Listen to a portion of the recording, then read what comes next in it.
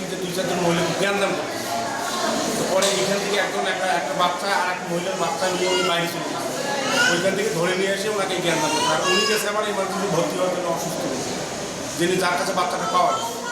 পরে দেখলাম যে ওনার বাচ্চাটা এই ভিতরে আরেকটা বাচ্চার দাদি, আমি বাচ্চাটা নিয়ে ওই বিরিঞ্চির উপরে বসে আছি। তো ওই মহিলা এসে আমার করছে যে চাষি বাচ্চাটা দেন তো। আমি কাছে মানে বাচ্চাটা কে নিবে আমার ইলিশ হবে। তা করছে যে না আমার 6টার সময় সিজার হবে।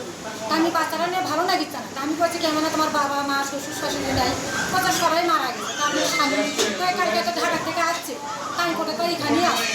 তা চাষি আমার হাত পায়ের অগুলো টানিচ্ছে, আমি বাচ্চাটা নিয়ে বেড়াই। তো নিয়ে মানে আমার ইলিশের কাগজ কিনে নিয়ে যাও না। পর কথা যে কে চাইছি তোমার বাচ্চার কাপড়া কিনে নি। তা আমি কাছে মানে কিনে নিয়ে বালুয়া দিয়ে আমরা বাড়ি যাবো, ওটা কাপড় কিনে চলে গাওয়াতে দেবো। ওইটা চাইছি যে আমার বাচ্চা ডিজের কাপড়া কিনছি, গেঞ্জি কিনছি, এক সিট গেঞ্জি বাচ্চা করে দেয়। কারণ এমন না আমার বেলা বালুয়া দিয়ে জাতি করে দেয়।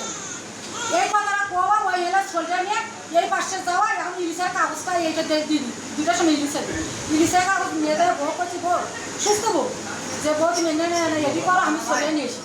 এই জায়গায় নিচতলা এই কয়তলা এই হাসপাতালটা চালাচেরা করে এই ছেলে পর্যন্ত তারপরে কি করছি চললে একটি নিচে এনে দৌড়ে আসি।